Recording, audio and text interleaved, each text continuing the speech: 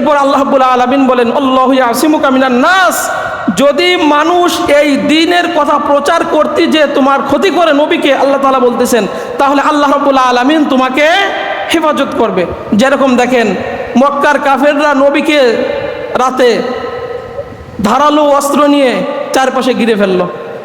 জিবরাইল আলাইহিস সালাম বললেন, ইয়া রাসূলুল্লাহ সাল্লাল্লাহু আলাইহি সাল্লাম, আপনাকে মারার জন্য কাফেররা আপনার ঘরের চারপাশে ঘুরে আছে, আপনি বের হন, ওযু করেন, সূরা ইয়াসিনের 1 থেকে 9টি আয়াত আপনি পাঠ করেন, বালু নিয়ে ফু দেন, আল্লাহ রাব্বুল আলামিন নিরাপদে ওদের তরবারের নিচ দিয়ে আপনাকে বের করে দিবেন।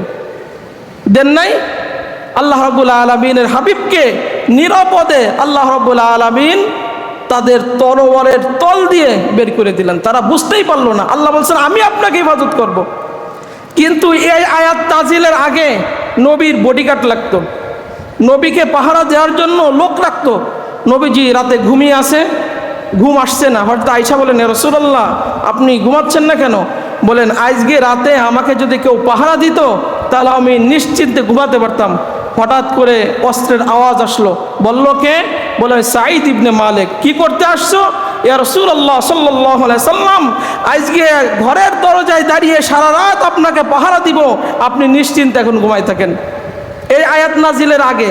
আর এই আয়াত যখন নাজিল হয়ে গেল, আল্লাহু ইয়াসিমুকা মিনান নাস, মানুষের ক্ষতি থেকে নবী আপনাকে আল্লাহ রাব্বুল আলামিন হেফাজত করবেন। নবীজি বললেন, এখন থেকে আমার আর কোনো বডিগার্ড লাগবে না, কারণ আমাকে নিরাপত্তার চাদরে যিনি ঢাকবেন তিনি কে? নিরাপত্তা যিনি দিবেন তিনি কে? আল্লাহ যদি কোনো ব্যক্তিকে রক্ষা করার দায়িত্ব নেয়, মাখলুক তার কোনো ক্ষতি করতে পারবে? একটা জিনিস আপনি মনে রাখবেন, আল্লাহ যদি আপনার জীবনে ক্ষতি রাখে, সারা দুনিয়ার মানুষ আপনার উপকার করার চেষ্টা করলেও সামান্যতম আপনার উপকার করতে পারবে না। আর আপনার কপালে যদি ক্ষতি না থাকে, উপকার থাকে, সারা দুনিয়ার মানুষ যদি চেষ্টা করে পারবে? পারবে না।